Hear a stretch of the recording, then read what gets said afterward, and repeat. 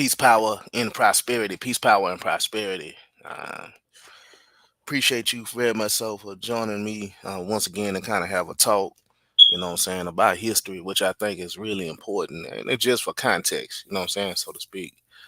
It's not the slander, it's not the talk down or anything like that, but it's just really for history's purpose.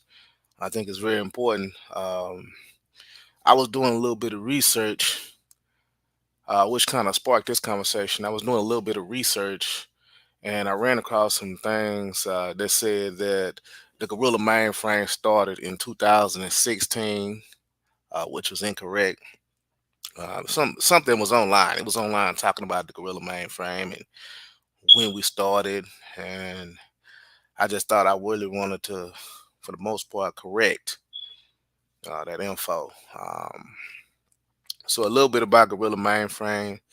Me and Eric Calfrey talk about it a lot in previous videos, but a little bit about Guerrilla Mainframe. We actually started in 2008.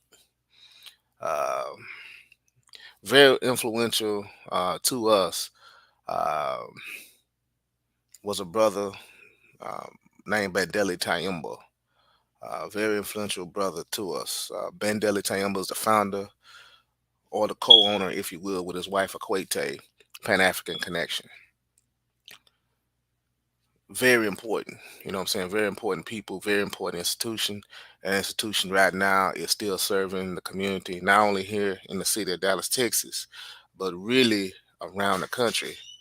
Really around the country. So very important, very absolutely important to the community as far as services that's being offered, as far as just a lot of good things going to Pan African Connection. If you're in Dallas, if you're in Dallas, if you're in Dallas, visit it. You know what I mean? Visit it. But anyway, it was founded by Bandeli Tayumba.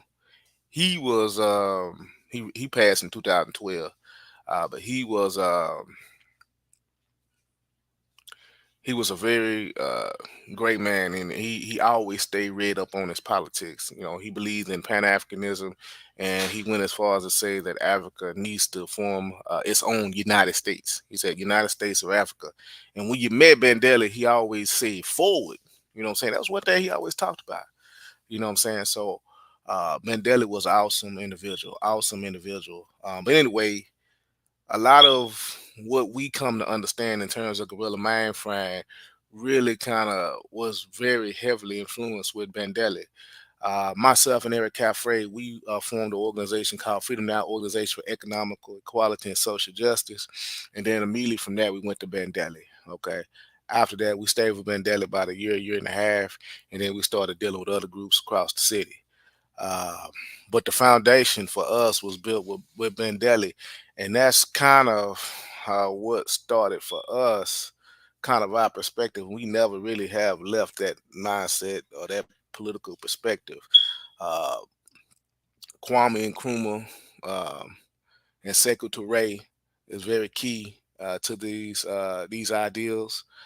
Um, so read up on it if you can. And I say all that to kind of really explain sort of our ideology, which later on really formed is part of the reason for the disconnect as far as Guerrilla Mainframe and the Huey P. Newton Gun Club. Um, so to get straight to it, Huey P. Newton Gun Club was started in 2014. 2014 is when it was started. Babu Omawale, myself, Rakim Balogun, who's right now in prison. Look him up. Rakim Balogun, write him. Um, Started the gun club in 2014, August 20th to be specific, to be exact. What influenced me, my part, I'm just speaking in my perspective, not no one's else. My perspective, what influenced me was I wanted to I was part of the police brutality movement in the city, very much so. We was working on building some things around policy, and so I wanted to make the movement more militant.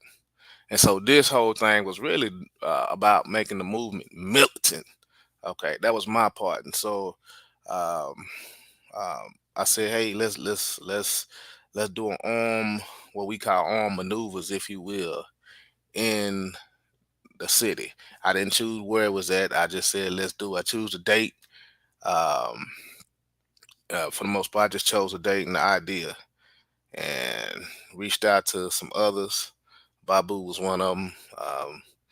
He chose the actual location, if you will.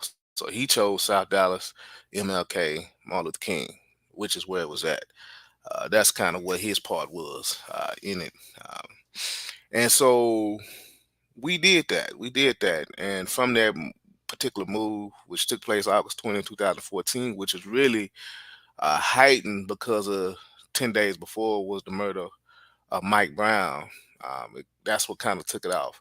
Now, the interesting thing about that is the Huey Gun Club, we had set out, I had chose a date 3 months before, so I wasn't at all aware of what eventually happened to Mike Brown 3 months later. I really started organizing it back in May of 2014 because I thought I was going to need that much time to put together the people that was going to be willing to do it. And just keep in mind, from today's lens, that was out. That was nothing in the sense of open carrying firearms. But uh, from 2014 perspective, it was sort of like a taboo thing. So I just want you to kind of understand that it was really a taboo thing for us to really do it in the first place. And so a lot of people, some people was talking down on it and say, "Hey, now y'all don't need to do that. That's uh, that sort of thing." And they have their perspective, and some had great positions. But I felt, at least my part, is that um, I wanted to absolutely put forth militancy in coalition with what we was doing with the policy as far as the local police brutality movement here in the city. And I wanted to talk about the victims locally. I wasn't aware of Mike Brown. We wasn't aware of Mike Brown. Mike Brown unfortunately happened August 9th, 2014 in Ferguson. That was an unfortunate thing. But what happened with Mike Brown actually helped us in terms of getting our information out because all these things were going on in Ferguson at the same time. And so imagine the national media is kind of convening on Ferguson. But at the same time, they're talking about these brothers in Dallas. These guys in Dallas are promoting black folks to have guns. So it was kind of like a perfect storm, if you will, of an opportunity to get the information out and bring about awareness.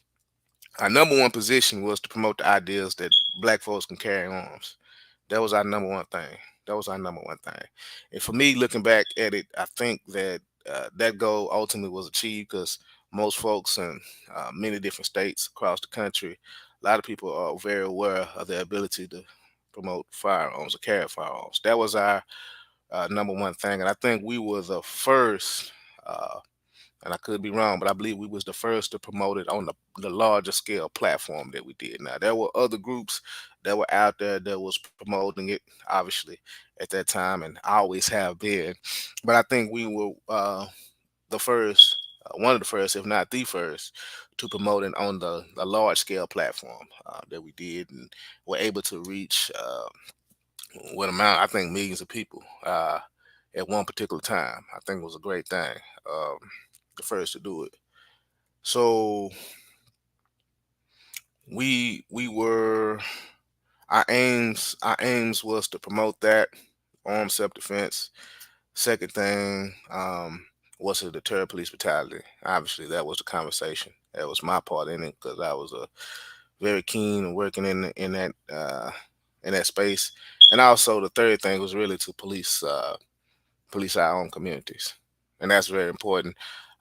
We've seen so many people that have died or been shot dealing with conflicts or fratricide or what have you, and I think that that's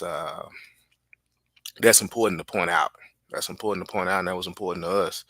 And so, obviously, you got a number of different places across this country that deals with fratricide or deals with internal conflicts that we can afford to try to promote some peace and in order to avoid violence. And so that was really what our thing was about. More so, our platform program was about.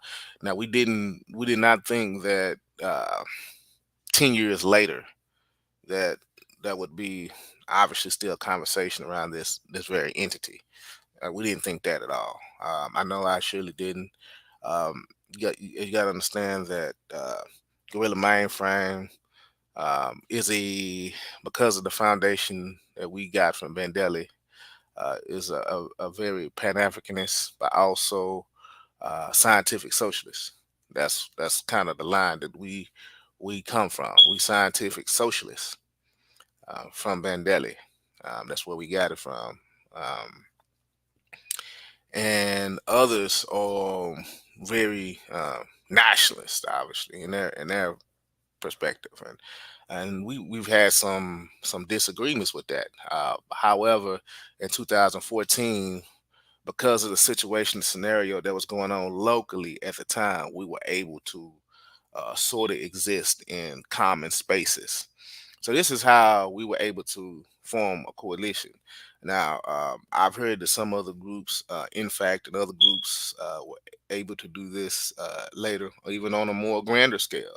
But we were able to form a coalition of different groups to come together, and these different groups helped solidify what the Huey P. Newton Gun Club was about.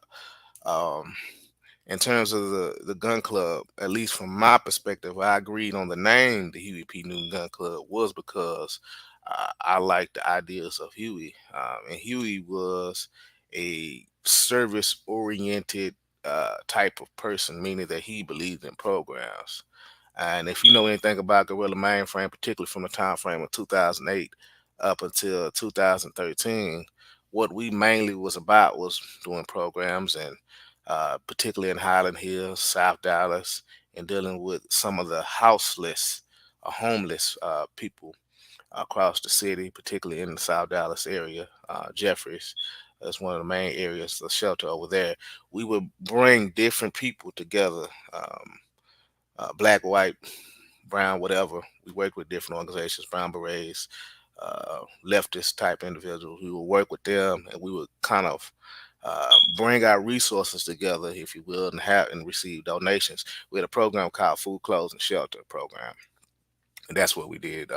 We formed the Food, Clothes, and Shelter Solidarity Committee. Excuse me. That's what we formed, and that was about uh, bringing folks together. And we would be over there in that area, South Dallas, and even Oak Cliff.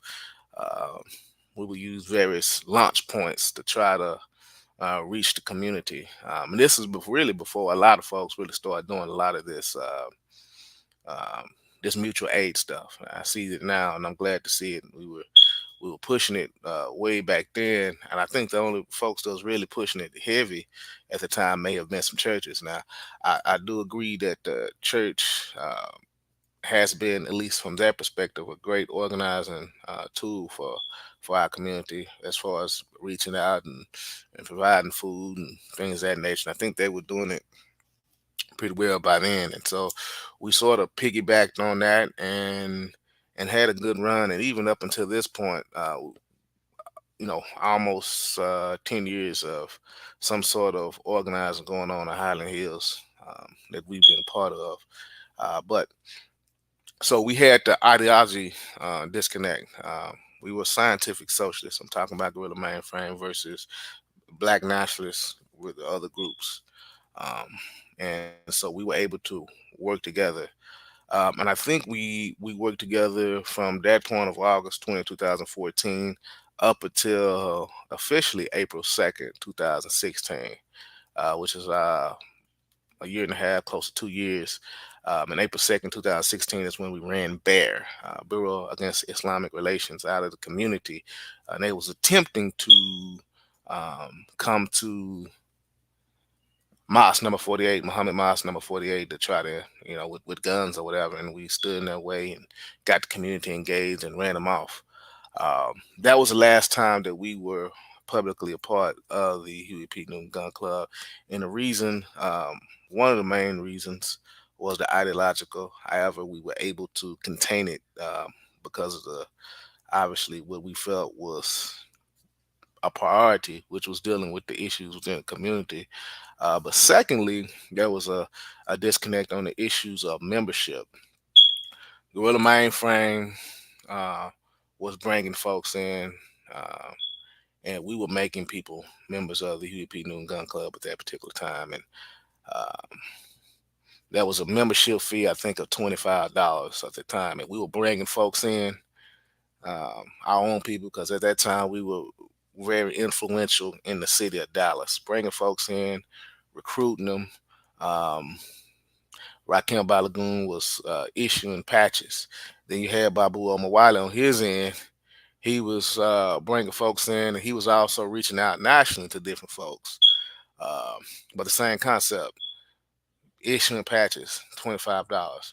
And I think when Babu, uh, when he realized that Rakim was doing the same thing, there was a conflict, at least for them two, based upon finances and based upon money or whatever.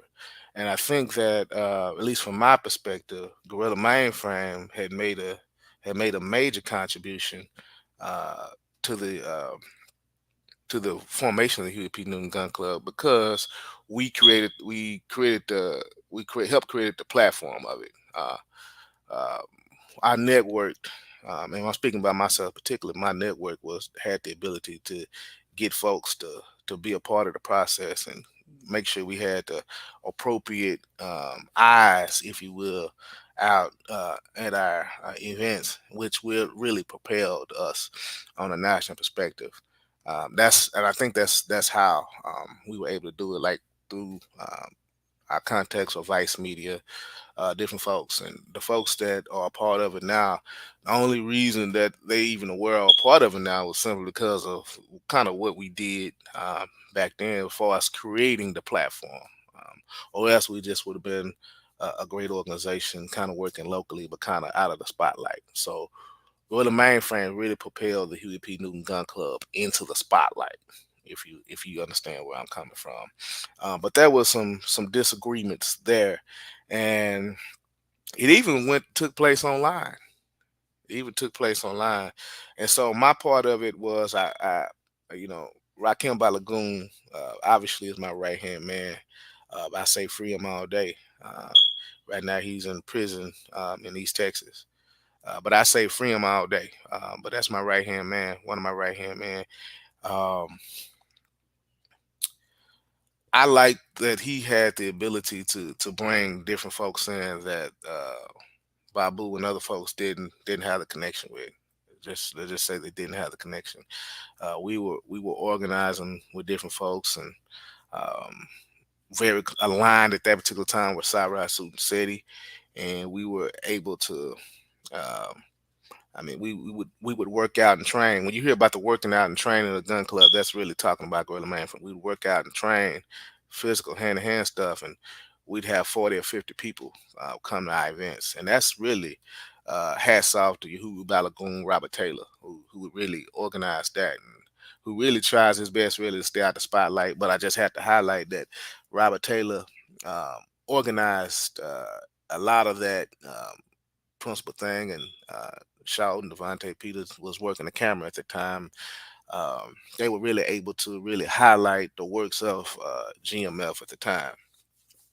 I So I think that that was the disconnect, from an ideological perspective, and then from a financial perspective, as far as Gorilla Mainframe bringing in membership for the gun club and other groups bringing in membership of the gun club at the time.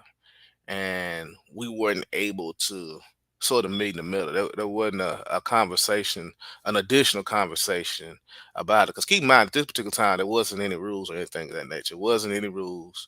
Um, it wasn't no rules, wasn't no regulations, wasn't no structure on what we should follow.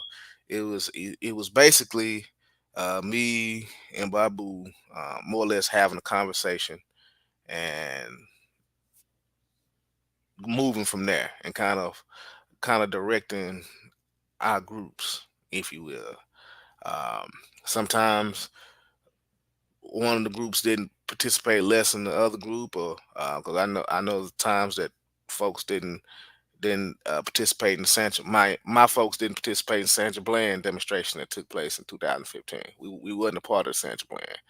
Um, but then on the flip hand, I know that the Babu folks didn't participate in Bear, the second Bear that took place on April 2nd. It was mainly my folks, or Guerrilla Mainframes folks, that participated in the Bear demonstration, in which ran Bear out of South Dallas, which is some folks have said. I've heard some folks call it the Battle of South Dallas. At least it was a propaganda thing, you know.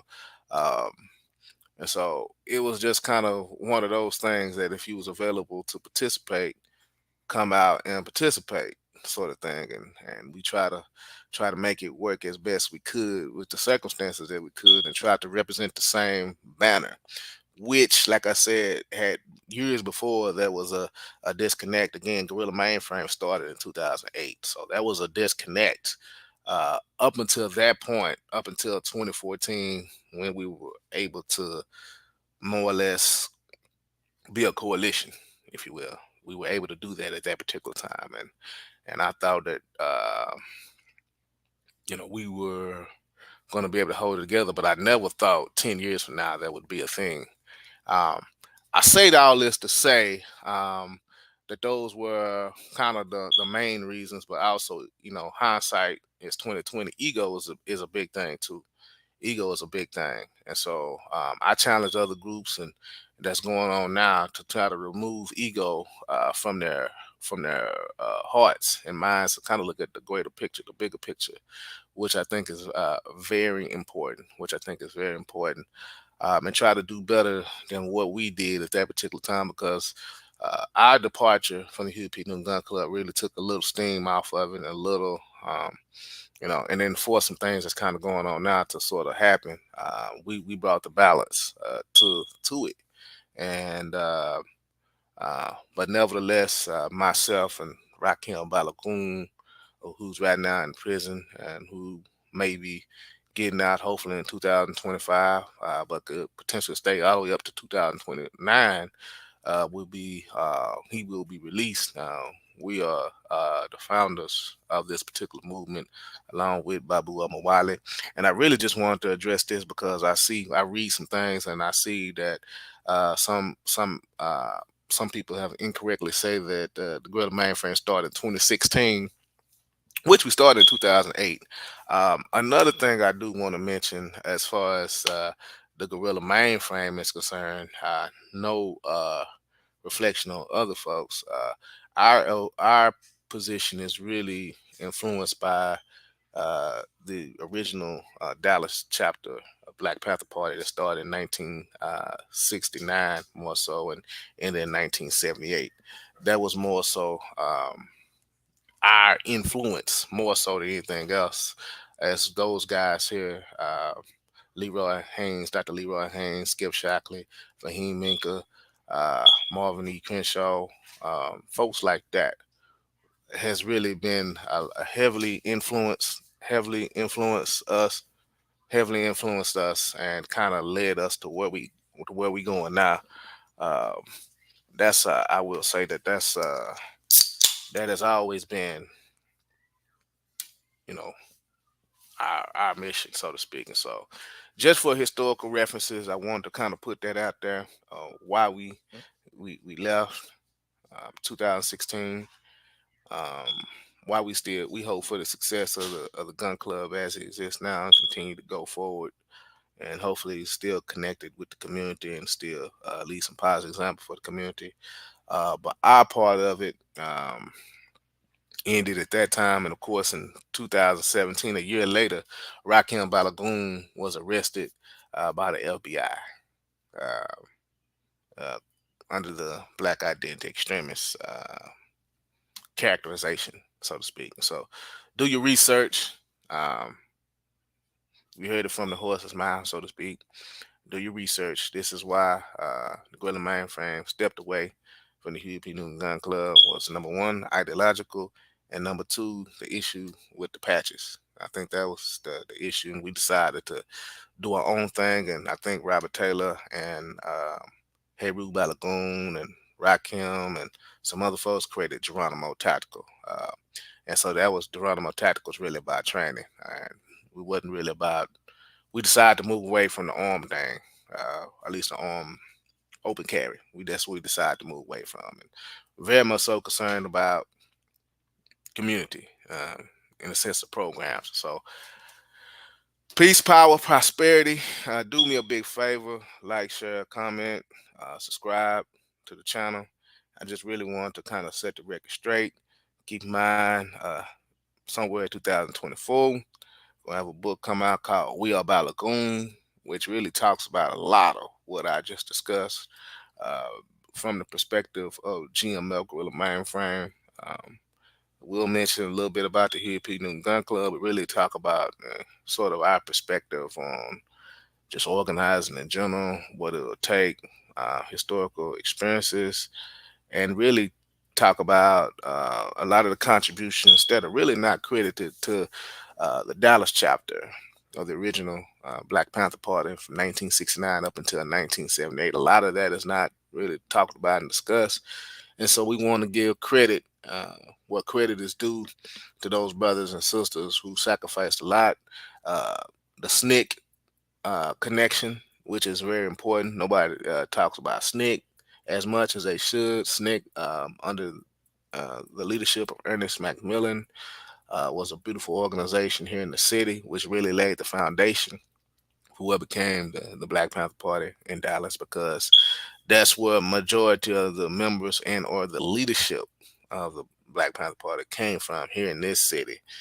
No way, no way around that. That's just part of it. So, like, share, subscribe, connect with us, and your sacrifices are much appreciated. And let's move forward. Also, hit me on the Cash App. It's in the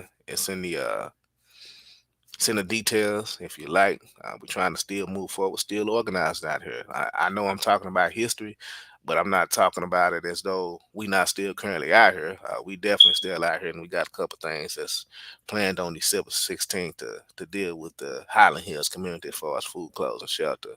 And so we are still doing the work. Still doing the work. Reach out to me if you like. Be happy to connect with you. Peace. Peace, power, and prosperity.